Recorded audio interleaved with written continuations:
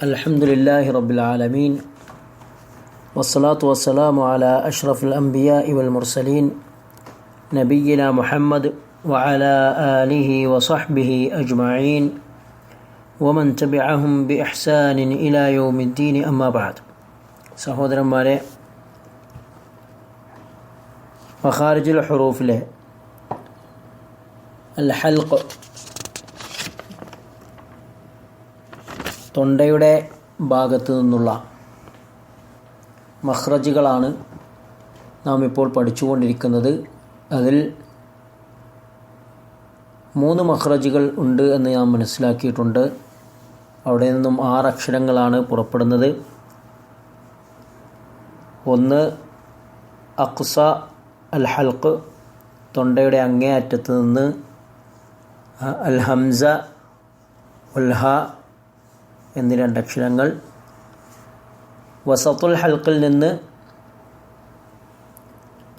തൊണ്ടയുടെ മധ്യം, അവിടെ നിന്ന് ഐൻ ഹ എന്നീ 2 അക്ഷരങ്ങളും. അദ്ന അൽ ഹൽഖ്, തൊണ്ടയുടെ ഇങ്ങേയറ്റം, അവിടെ നിന്ന് അൽ ഗൈൻ വൽ ഖ എന്നീ അക്ഷരങ്ങളുമാണ് പുറപ്പെടുന്നത്. ഇന്ന് നാം ശ്രദ്ധിക്കേണ്ട അക്ഷരം ഖ എന്നുള്ള അക്ഷരമാണ്. തഫ്ഖീമോടുകൂടി പറയേണ്ട അക്ഷരങ്ങളിൽപ്പെട്ട ഒരക്ഷരമാണ് ഖ. സാധാരണഗതിയിൽ ഖ എന്ന് ആളുകൾ ഉച്ചരിക്കാറുണ്ട്. ഹ എന്നുച്ചരിക്കും, ഗ എന്നുച്ചരിക്കും. പല രൂപത്തിൽ മലയാളികളായ ആളുകൾ ഈ അക്ഷരങ്ങൾ ഉച്ചരിക്കുന്നത് കേൾക്കാൻ സാധിക്കും. കൃത്യമായി തൊണ്ടയുടെ ഇങ്ങേ അറ്റത്ത് നിന്ന് തന്നെ ചെറുനാവിൻ്റെ അടുത്ത് നിന്നായി ഈ അക്ഷരം നമ്മൾ ഉച്ചരിക്കേണ്ടതാണ്. ഖ, അഹ്, അഹ് എന്ന രൂപത്തിൽ അതിനെ ഉച്ചരിച്ച് പഠിക്കണം. ഉദാഹരണം നോക്കിയാൽ നമുക്ക് കാണാം. ഖാലിഖുൻ, ഖ. കാലിക്കുൻ എന്ന് പറയാൻ പറ്റില്ല. ഹാലിക്കുൻ എന്ന് പറഞ്ഞാലും തെറ്റിപ്പോകും. ചില ആളുകൾ ഖലഖസ്സമാവാതി വൽ അർദ് എന്ന ഭാഗത്ത് ഹലകസ്സമാവാതി വൽ അർദ് എന്ന് ഓതാറുണ്ട്. രണ്ടിൻ്റെയും അർത്ഥം നേരെ വിപരീതമായിട്ടാണ് വരിക. ഖലഖ എന്ന് പറഞ്ഞാൽ സൃഷ്ടിച്ചു എന്നാണ് വരിക. ഹലക എന്ന് പറഞ്ഞാൽ അത് നശിപ്പിച്ചു എന്ന അർത്ഥമാണ് വരിക. അപ്പോൾ ആ ഒരക്ഷരത്തിൻ്റെ മഖ്റജ് മാറുന്നത് കൊണ്ട് അർത്ഥം മാറുന്നത് എങ്ങനെയാണ് എന്ന് മനസ്സിലാക്കാൻ വേണ്ടിയാണിത് പറഞ്ഞത്. അപ്പോൾ ഖാലിഖുൻ എന്ന് കൃത്യമായി ഉച്ചരിക്കണം. ഖുലിഖ, വഅഖ്റജത്, വഅഖ്റജതിൽ അർദു അസ്ഖാലഹാ, വഅഖ്റജതിൽ അർദു അസ്ഖാലഹാ. അൽ ആഖിറ, വലൽ ആഖിറതു ഖൈറുൽ ലക മിനൽ ഊലാ, വലൽ ആഖിറതു, ആഖിറതു ഖ.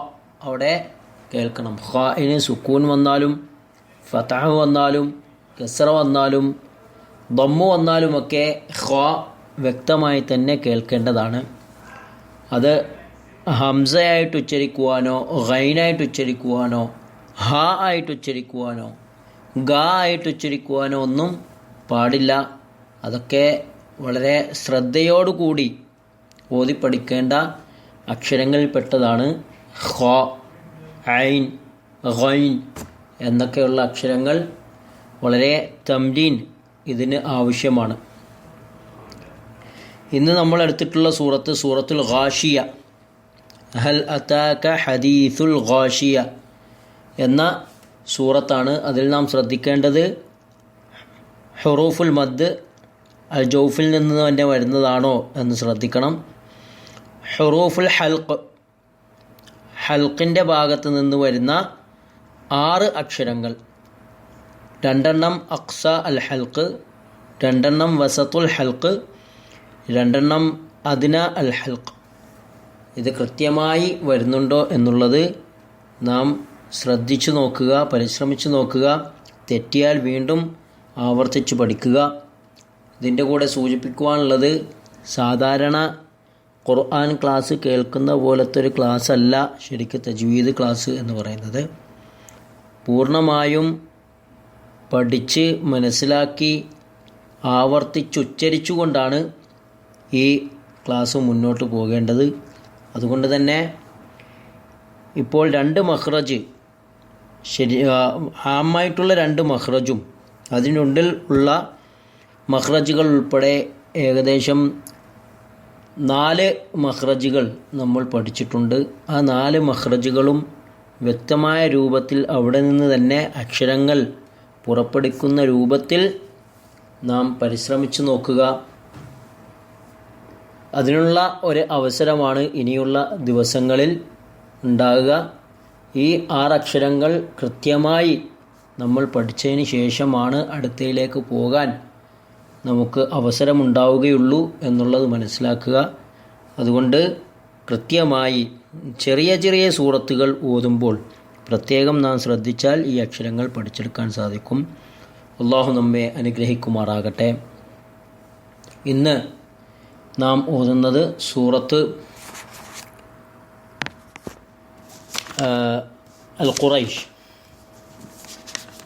സൂറത്തുൽ ഖുറൈഷ് എന്ന് ഓതി നോക്കാം.